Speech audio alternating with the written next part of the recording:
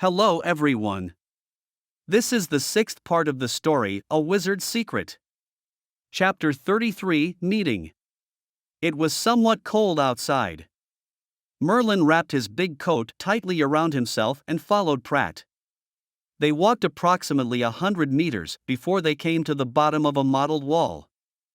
All of a sudden, Pratt halted his footsteps and turned around to speak to Merlin. Master Merlin, we've arrived. It's here. Merlin looked to where Pratt was gazing. As expected, not far in front of them, a strange wind had appeared in the air.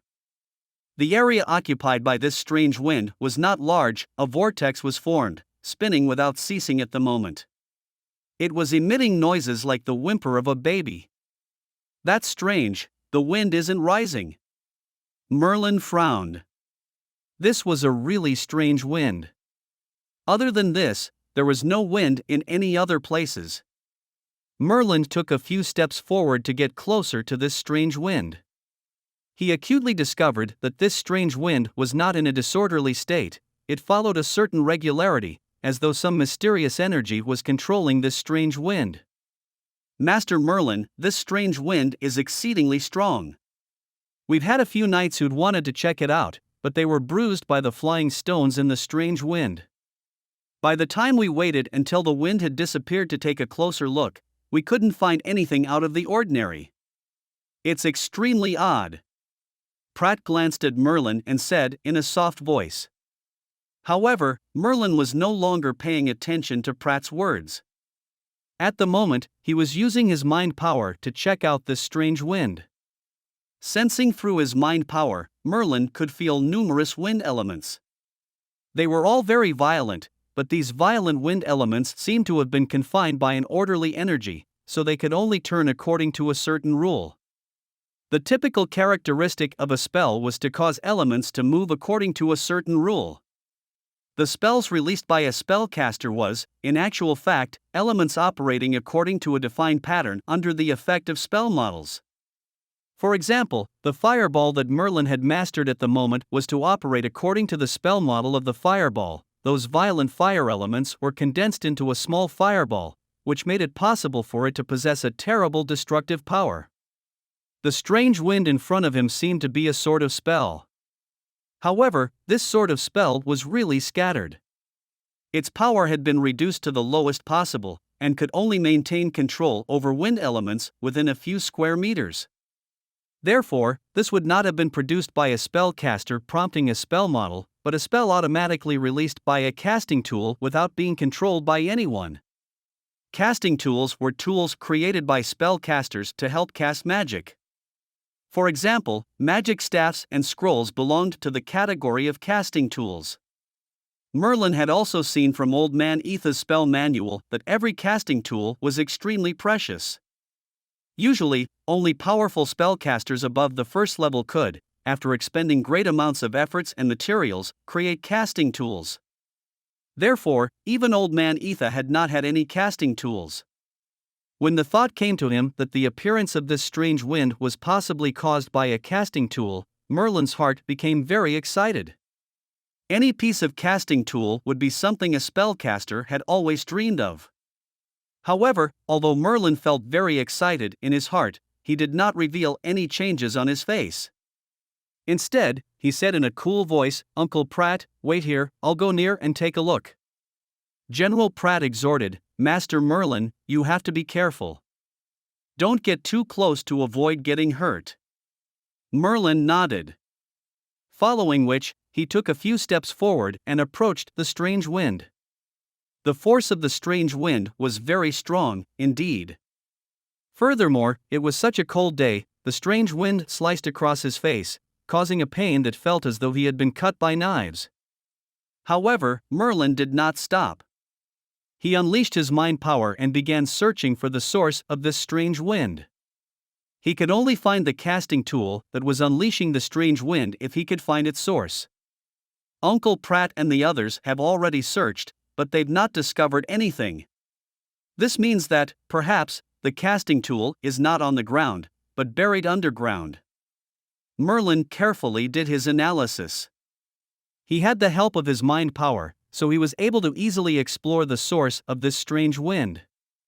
It was under a corner of the wall, directly stretching down into the ground.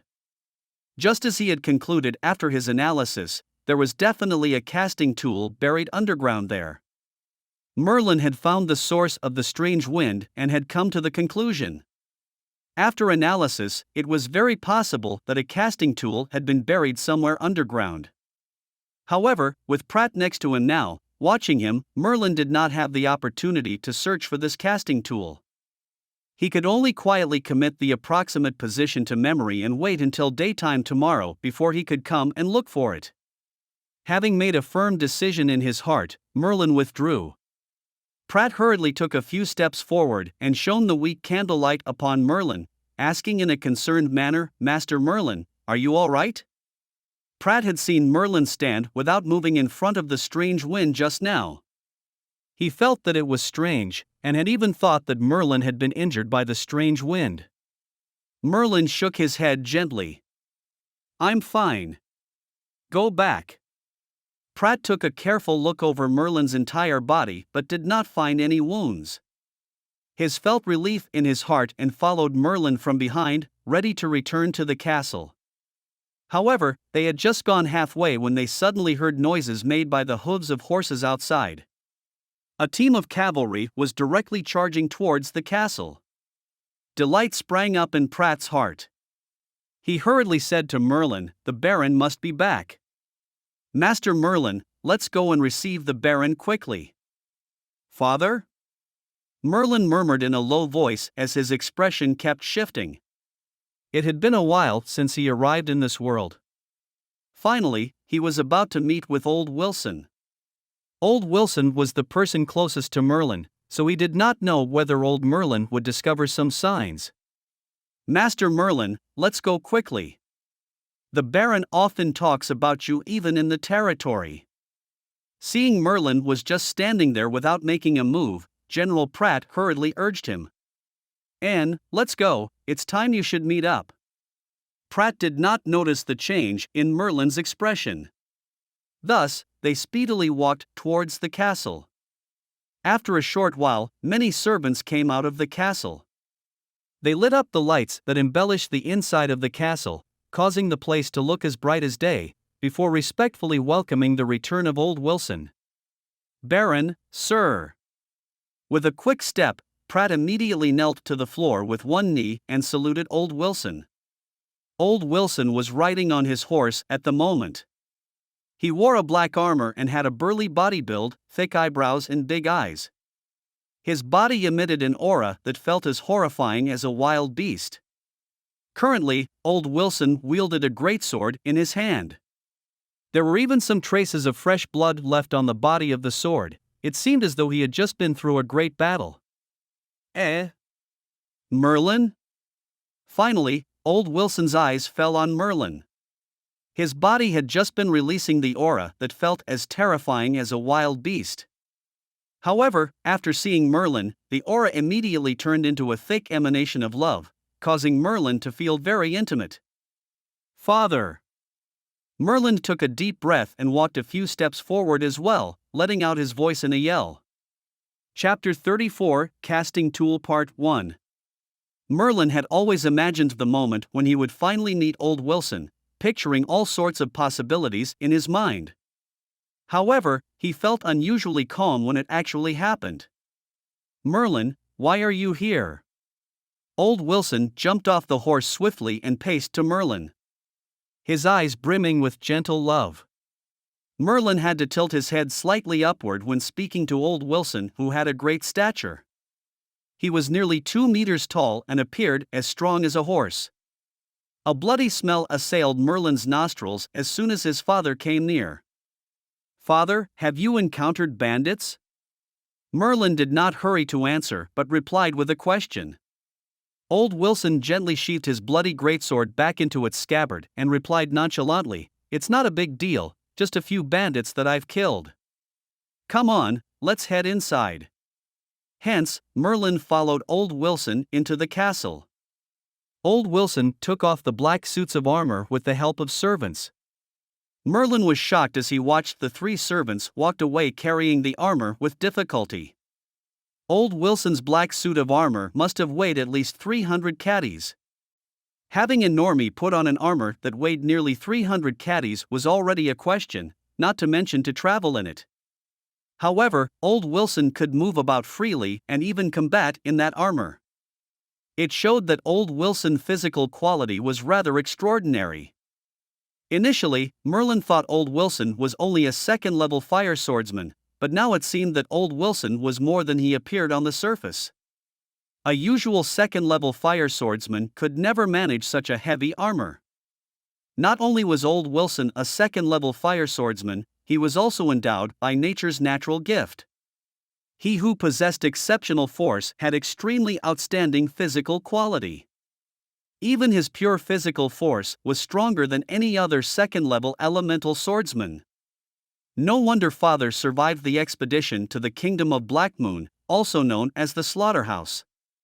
Besides having accumulated an abundance of military exploits that eventually made him a noble, his physical quality was his biggest asset. At the moment, Merlin could sense that numerous fire elements were being absorbed into Old Wilson's body at an accelerated speed. Old Wilson should have already reached the vertical limit of second-level fire swordsman by now. When the suitable moment arrived, it was likely that he would upgrade to a third-level swordsman. Merlin could not see through the actual strength of Old Wilson, but he deeply believed with Old Wilson's terrifying strength, he could easily be on par with a third-level elemental swordsman. The female butler led Old Wilson to the bathroom. Moments later, Old Wilson, brimming with energy, entered the hall in a new change of clothes. The dauntless bloody smell lingered on Old Wilson disappeared when he removed the black armor. Without it, he appeared as mild as a lamb. He walked over to Merlin's side and patted his shoulder lightly as his eyes inspected Merlin from up to down. A few seconds later, a smile washed over his face. "Not bad, you've grown up as a strong man, just like your father." It was evident that Old Wilson was genuinely delighted at the improvement of Merlin's health. No one who had seen Merlin at his previously weak form would believe he was Old Wilson's son. "All right, Merlin, why are you here at the manor instead of Blackwater City? Did anything happen back home?" A hint of austerity flashed across Old Wilson's eyes. That gentleness hung on his face just moments before had seemingly turned into something frantic. Fortunately, Merlin's mind power was forceful enough to suppress his inner emotions instead of being charged by Old Wilson's sudden violent pang. "Father, everything is all right back home.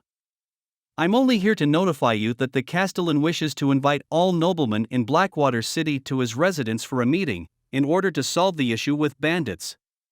Merlin provided a full account of the incident to his father, Old Wilson, whose brows knitted together in concentration.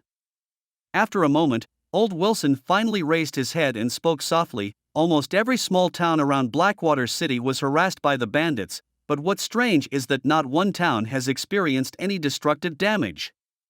It was as if these bandits had more plan than mere looting. No matter what, these bandits must go. Otherwise, the small towns around Blackwater City and many of the noblemen's manors will never be peaceful again. I've encountered a small group of bandits when I patrolled the area a few days ago.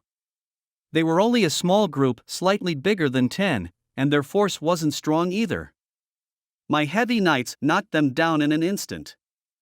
But our effort to locate the swarm of well-hidden bandits was still to no avail.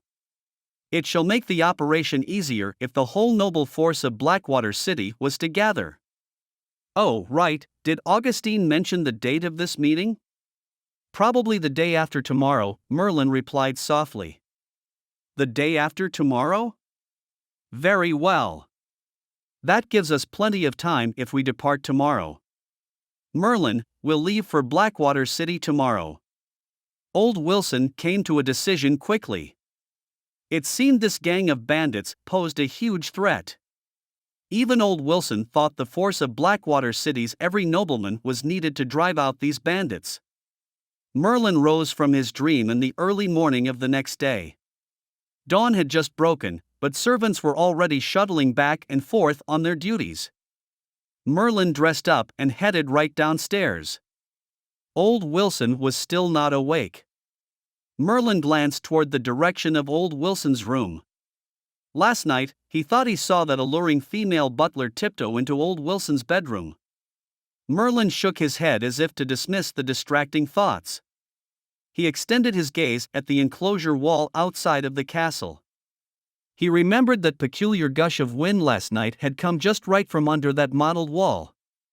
Young Master Merlin. Most of the guards and servants in the castle had already familiarized themselves with Merlin. They bowed respectfully at each encounter with their young master. Merlin nodded with smiles and headed outside of the castle. Whiz! The early morning of winter was freezing cold. The slight amount of snow that fell last night had covered the surface of the earth with slippery dampness. Merlin checked his surroundings. Only after making sure that no one was in sight did he head for the enclosure wall. Soon, he arrived at the place where the strange wind whooshed last night. The ground surface on this area was unusually even, probably a forced work of the gush of wind last night. Here we are. Merlin came to the corner of the wall and squatted silently. That strange wave of spell he sensed last night was probably concealed right underneath the wall. The soil underneath the wall was soft and moist, hence Merlin extended his hands and began to dig with caution. A few moments later, among the dampened soil, Merlin's hand felt a hard, cold object. This is the casting tool? Merlin was delighted. He did not care to look at the object unearthed before he wrapped it around with the cloth that he brought along beforehand. Then, he headed back to the castle as if nothing happened. Chapter 35, Casting Tool Part 2. Once he was back to his room, the impatient Merlin quickly opened the wrapped parcel hidden in his arms. Inside was a handful of dark soil and a hard item. Merlin could not identify the shape of the item as it was covered with dirt. Hence, he fetched some clean water and began rubbing gently on the hard item in an effort to remove those soil stuck to its surface. Soon enough, the treasure that had been given a thorough cleansing gradually revealed its true identity. It was a pendant. The small pendant was in the shape of an inverted triangle. A ruby gem about the size of a soybean was placed in the middle of the inverted triangle. Under faint candlelight, the ruby glistened with a lustrous brilliance. However, Merlin was not bothered with the gem inlaid on the pendant. Although a ruby was a rare treasure, its value was nothing compared to a casting tool.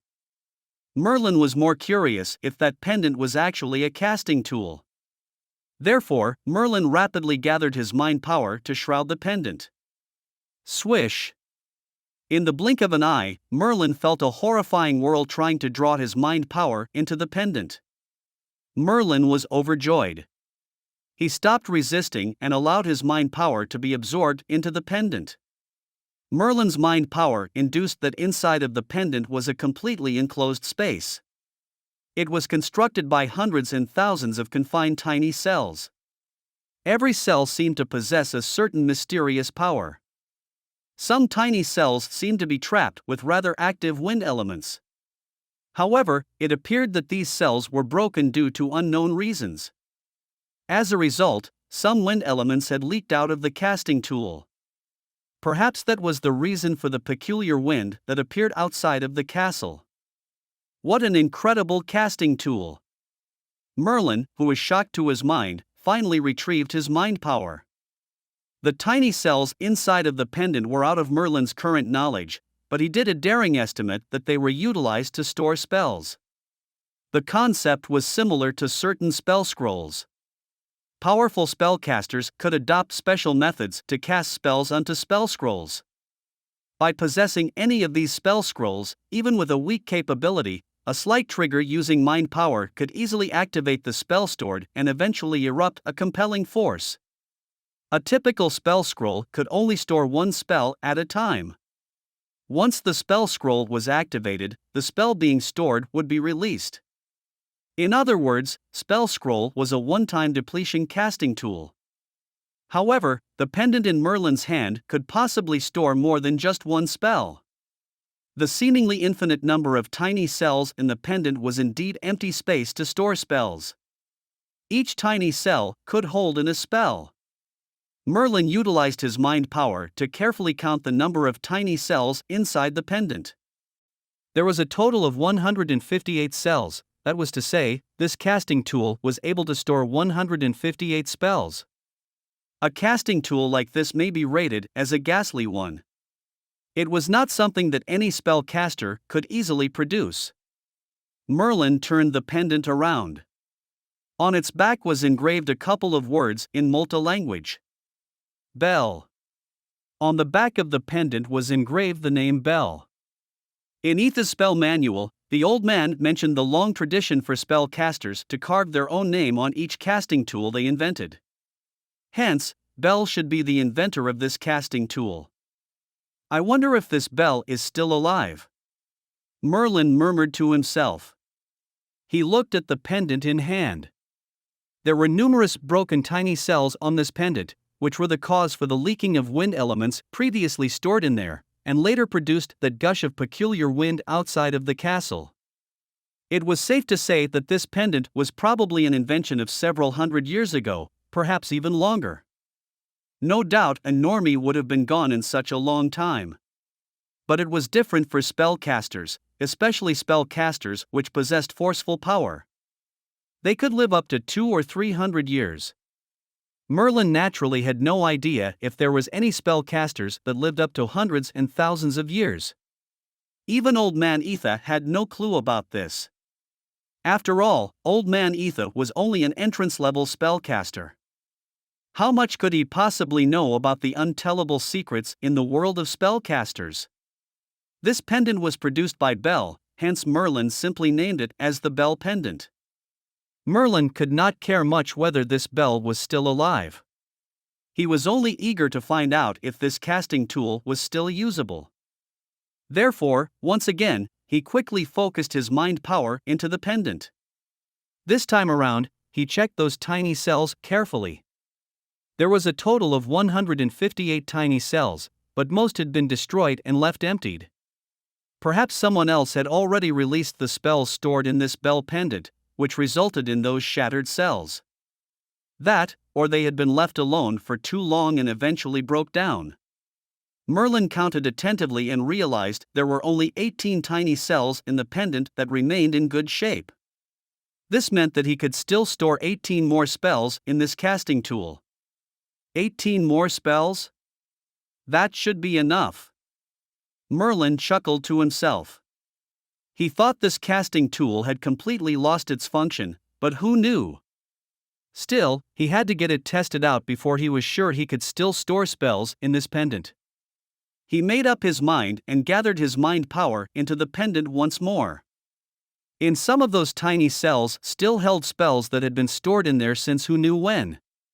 Due to the prolonged time span, countless wind elements was leaking out from those broken tiny cells little by little, waiting to erupt when the time came. Merlin was not going to let such unpredictability happen. Right away, he utilized his mind power to activate those broken tiny cells in Bell Pendant. Whoosh, whoosh, whoosh. All of the sudden, waves after waves of a mad wind appeared in the room. They were the remnants of spells being left inside of those tiny cells in the Bell Pendant. The destructive force was not too strong, hence it did not result in a massive disaster. Still, the room was turned into a complete mess. After destroying all the remnants of spells left in Bell Pendant, Merlin started to think about casting spells into the pendant. At the moment, Merlin knew only one spell, which was Fireball. However, due to special reason, Merlin could also release Large Fireball that was as powerful as a first-level spell. If he were to store any spell, undeniably he should store Large Fireball, which was powerfully forceful in order to maximize the potential of Bell Pendant. However, that raised another question: could the Bell Pendant withstand Large Fireball, which was almost similar to a first-level spell? Merlin was not able to make an accurate inference for now. At least not until he had tried it out. Chapter 36 Bandits Part 1. A large fireball could only be released after Merlin stored 3 normal fireball. Therefore, Merlin swiftly performed 3 normal fireball. When the gray horizontal frame in awareness turned red, Merlin shrouded his mind power onto the bell pendant to further agitate the red horizontal frame. Large fireball. In an instant, a burning sensation seemed to rise quickly. Fortunately, Merlin had already aimed bell pendant at the huge fireball. At the stimulation of Merlin's mind power, the bell pendant released a powerful force of attraction almost immediately. This force of attraction immediately absorbed that huge fireball into the pendant. Merlin was overjoyed. He promptly extended his mind power into the bell pendant. He found out that the huge fireball had indeed been stored inside one of those tiny cells firmly. Merlin only had to stimulate this huge fireball slightly with mind power to release it. It's a success. The bell pendant can endure large fireball. Merlin finally heaved a sigh of relief. There was a total of 18 tiny cells inside of bell pendant. In other words, the pendant was able to store 18 large fireball. This meant that Merlin could continuously release 18 large fireball at his wish. Its tremendous force was beyond imagination. Very well, the bell pendant can definitely increase my combat ability substantially. Hence, Merlin started utilizing his magic power in the room to repeatedly release normal fireball. He then stored each large fireball he attained into bell pendant. Although this process was troublesome and consumed an abundance of magic power, Merlin had the whole night to fill up all 18 tiny cells left in bell pendant. Thick snow covered the field of an abandoned ranch. A few men dressed in white robes and silver armors sat in front of the fire, seemingly in the middle of a discussion. The campfire blazed merrily, emitting bursts of heat that melted the surrounding snow into puddles. These 3 men were thin. They all had golden masks on their face to conceal their appearances from sight. One of the shorter men threw a piece of firewood at the fire and said with a sneer, "Oh, it's finally time to get started. But it's only a Wilson, a second-level fire swordsman. Is he worth the 3 of us to strike at once?" "Quiro, of course, there's no need to employ all 3 of us for just a Wilson. But the church is involved this time, that's why we can't let our guard down. Rello, Angus, let me deal with Wilson later. I would like to see how long a mere nobleman from Blackwater City can endure my force." "All right, hush now, the both of you. The church does not care much about Blackwater City, let alone a mere Wilson. Still, Blackwater City forms a very favorable defensive circle with Grand City in the east and Root City in the west. Therefore, we must take down these 3 cities at the least cost in order to cope with the possible intrusion from the Kingdom of Blackmoon during our temporary chaos." The last man who spoke with authority appeared to be the leader of the 3. The other 2 listened attentively when he spoke. "Angus, Lord Bishop had instructed for you to be the leader of us 3. Tell us exactly what we should do." Angus looked up at the black void of space and said in a low voice, "Everything will be fine in Blackwater City under the inspection of Sir Jason. We're responsible for things outside of Blackwater City, and we must ensure there aren't any problems. Other towns lacking potential and strengths are not important enough to be of our concern, save for this Wilson's territory that even stationed a group of heavy armor knights. Allowing them into Blackwater City is not going to benefit Sir Jason's control on Blackwater City. That's why Lord Bishop commands us to keep Wilson in his territory forever, at all costs. God will bless us, the God of Light will always be with us." Angus's voice was cold. His body filled with the urge to kill. "God of Light be with us." The other 2 men in golden masks suddenly stood up. Their expressions solemn. Dawn had just broken when someone knocked on Merlin's bedroom door. "Young Master Merlin, Lord Baron had asked for you to depart for Blackwater City at once." A maidservant dressed in gray called out softly. "All right." Merlin, on the other side of the door, was looking exhausted, his face as pale as a sheet. However, his eyes were gleaming with excitement. That was because he had spent the whole night casting fireball incessantly. He waited patiently while he replenished his magic power, and then continued casting more fireball. Hence, throughout the night, Merlin did not have time to even take 40 winks. In spite of that, he managed to fill up every tiny cell in Bell Pendant before dawn. With this Bell Pendant, Merlin did not even have to use any magic power. With only a slight utilization of his mind power, he could continuously release 18 large fireball. Merlin rose to his feet. He used a thin linen rope to fasten the Bell Pendant and hung it in front of his chest. By doing so, it was convenient to release the spells in Bell Pendant without attracting too much attention. Isn't it too early to set off? Merlin left his room and went downstairs. He realized numerous knights standing closely next to each other was already waiting outside of the castle. Among them, those 200 heavy armored knights stood out the most. They were trained personally under Old Wilson with painstaking effort. Their combat abilities were amazingly terrifying. By now, Old Wilson, who was also dressed in his black armor, stood on the stone steps outside of the castle. He frowned slightly as Merlin came downstairs. "What's the matter? Have you not rested well last night?" Merlin shook his head and smiled. "It's nothing. I haven't quite gotten used to the castle, that's all." "Father, are you deploying all the knights away from the territory?" "Not all, but only the heavy armored knights. The rest are to stay here in order to protect the territory from those bandits." Old Wilson shook his head slightly. He was not planning to completely remove the defensive force within the territory. What's this noise?" Old Wilson, who was about to depart, suddenly shifted his gaze to the distant. A chaotic noise muddled with irregular clatters of horses' hooves came to ear, as clouds of smoke and dust filled the air. "Oh no, the bandits! Knights, ready to fight!"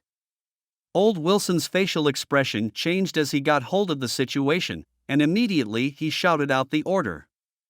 Instantly, crowds of knights outside of the castle went on the alert.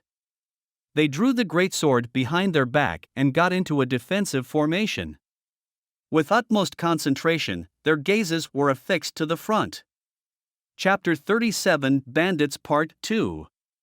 With the passing of time, the thick fog that shrouded the castle dispersed gradually. Now, everyone could clearly see the groups of knights that appeared in front of them. They sped down the path, kicking up an overwhelming amount of smoke and dust into the air. The groups were estimated to be around 2,000 to 3,000 knights, or even more. Old Wilson and the knights in the territory were combat ready and on alert. Their greatswords flashed with a cold light. At the command of Old Wilson, they would charge forward to fight immediately. However, Old Wilson did not give the order even after stalling for a long time. Instead, he was getting more concerned. 3,000 people, at least 3,000 bandits, Old Wilson whispered. His facial expression grew even more serious. Then, in a low voice, he called out to Pratt, who was by his side, "Pratt, protect Merlin. No matter what the situation is, you've to keep him alive." Pratt hesitated for a moment, but he followed the order and went to Merlin. Ever since he left the battlefield with Old Wilson, he had never seen him feeling such worried and nervous. "All heavy armored knights, get into formation. Be ready to charge." Old Wilson yelled aloud. In an instant, the knights dressed in black heavy armor aimed the long spears in their hands at the sky. They queued up behind Old Wilson, prepared for the charge at any time. Soon, a large crowd of bandits swarmed forward in an orderly formation. They came to a halt at a few hundred meters away from the castle, and gradually, 3 men in white robes who were wearing golden masks emerged from the crowd. Old Wilson narrowed his eyes.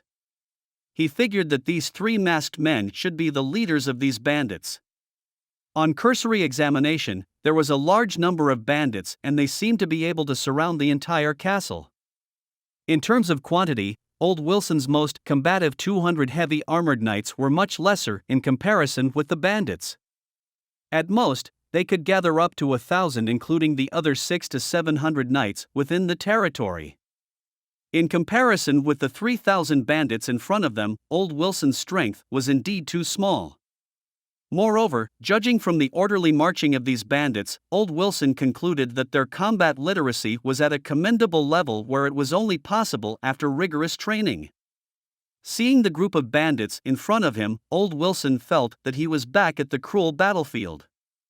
He felt as if he was not facing a group of scattered bandits but a group of well-trained elite army troop. When were bandits eligible for such quality training? Old Wilson's eyes flashed like lightning as his gaze swept across the large group of bandits in front of him, before finally landed his gaze onto the leaders of the bandits, the 3 men who were wearing golden masks. Only by defeating them that he was able to protect the territory. At this thought, Old Wilson raised his greatsword with one hand, and shouted at the 200 heavy armored knights behind him, "In the name of the Knight's glory, attack! In the name of the Knight's glory, attack!" 200 heavy armored knights yelled in unison. The tremendous momentum shown was so intense that it seemed like they did not regard those 3,000 bandits in front of them as a threat. Their imposing manner shook the earth. This was the heavy armored knight troop which Old Wilson had constructed after spending more than 10 years of effort and almost half of the taxes collected from the territory. Finally, today would be these heavy armored knights' first battle. Boom! Like a landslide, the 200 heavy armored knights moved and shook the earth. 200 heavy armored knights followed closely behind Old Wilson as they rushed forward to the bandits like a black torrent. Old Wilson fought at the forefront of his men. Leading the 200 heavy armored knights, he rushed out to make a bloody opening path. No matter how many bandits were there, they could not seem to resist the impact of the heavy armored knights. The heavy armor on the knights was not destructible by ordinary swords and spears, as a powerful force was required to damage it. Only when the knights fell over the horse or when they were exhausted by the fight, which left them with no combat power, that these groups of heavy armored knights could be taken down. Old Wilson led the 200 heavy armored knights through the battlefield and killed more than 300 thieves in just one attack. Yet, he did not injure himself. The 3 men wearing golden masks in the distance looked at Old Wilson, who was leading the heavy armored knights, attacking the bandits incessantly. Although they concealed their appearances, they looked tough to bring down. Such powerful heavy armored knight troop. This Wilson is indeed something. No wonder he survived the slaughterhouse. It'll be great if he can return to the arms of God, one of the men wearing a golden mask muttered disappointedly. Angus, we can't let him go on like this. I'll take him down and that should collapse his heavy armored knights. The 3 of them could make out that Old Wilson was the soul of the heavy armored knights, just like the alpha in a pack of wolves. With Old Wilson charging in the front of the battlefield, this heavy armored knight troop was fearless, as if nothing would go wrong. Therefore, to defeat this heavy armored knight troop, they must take down Old Wilson. Quiro, Lello, the 2 of you go together. Be sure to eliminate Wilson. Angus said coldly. Angus, be rest assured. It's just a Wilson, how much does he have? Hence, the 2 white-robed men wearing golden masks rushed to Old Wilson on a horseback. Although Old Wilson's heavy armored knights were invincible but almost no one could fight against them, the number of bandits was too great in comparison after all. Even if they tried to break through from either side, they could hardly go beyond the tight encirclement. Instead, the number of bandits surrounding them seemed to increase gradually. Quiro and Lello quickly rushed down.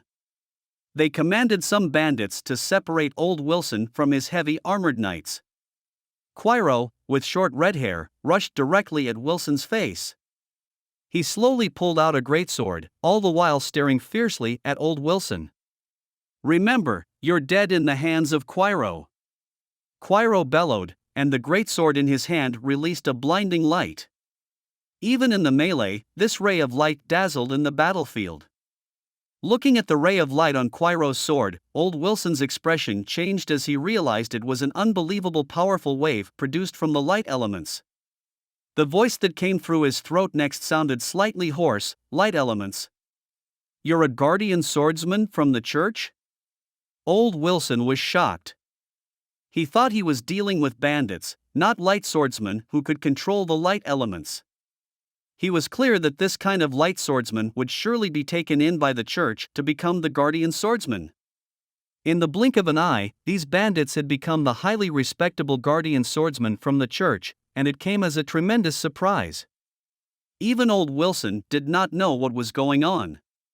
This marks the end of part 6 of the story, A Wizard's Secret. Thank you for listening. Please like the video and hit the subscribe button to listen more. Hit the bell icon to get notified of all the new content uploaded to the channel ASAP.